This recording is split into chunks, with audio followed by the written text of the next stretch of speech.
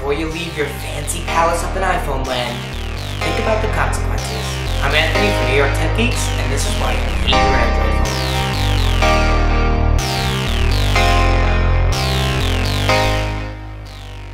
Now, before we get started, let me just say that these are just my opinions, and this is a 3-part video series, so if you want to see why you'll hate your iPhone, you can click right here, and if you want to see why you'll hate your Windows phone, you can click right here.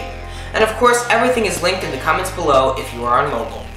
Alright, now that we got that out of the way, let's get started. First, I want to talk about the inconsistency of Android. Whether you have an HTC or a Nokia Windows phone, the experience is the exact same across any of the devices. Now, this is not true for Android because Android lets manufacturers put skin over it. And a manufacturer's skin is like Samsung's TouchWiz or HTC Sense. And they put crapware and bloatware, which is extra apps that you might not want in your phone. This may cause your Android phone to lag. And to the average consumer, they might not know that it's the skin's fault that your phone is lagging. They may just think it's Android sucking. So this is a big problem for Google because the average consumers, they have a bad taste in their mouth about Android. Also, not every phone is optimized for Android like on iOS. Every iPhone is obviously optimized for iOS. So it can cause some bugs and some glitches in some Android phones. Next, let's talk about how Google deals with updates for Android. Now, Google doesn't really have much say over it besides, when they release it at their Google I/O event in the summer. Then the manufacturers get a hold of it and the carriers get a hold of it. Now, this can cause for some really slow updates and inconsistent updates.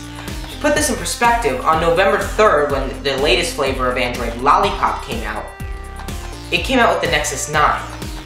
Fast forward months to February 2nd, only 1.6% of Android devices are actually running Lollipop. Now, let's set this up against the iPhone. iOS 8, Apple's latest software update, 72% of iPhones are actually running iOS 8. This is a big selling point for Apple. Now, it takes a long time for an average consumer to set up their Android device, and it takes a lot of trial and error to get it exactly how you want it. Now, given Android does let you have it exactly how you want it, which is an advantage for Android. But Apple's iOS and Microsoft's Windows Phone 8, consumers just seem to get. It just seems to be easier for them.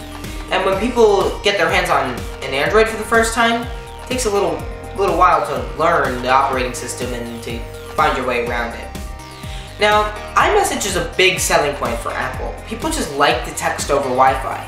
People just like to see when exactly their person is reading their message, just exactly when that person is replying to your message. And given that T-Mobile does have Wi-Fi texting with some Android devices, iMessage just seems to have it more integrated.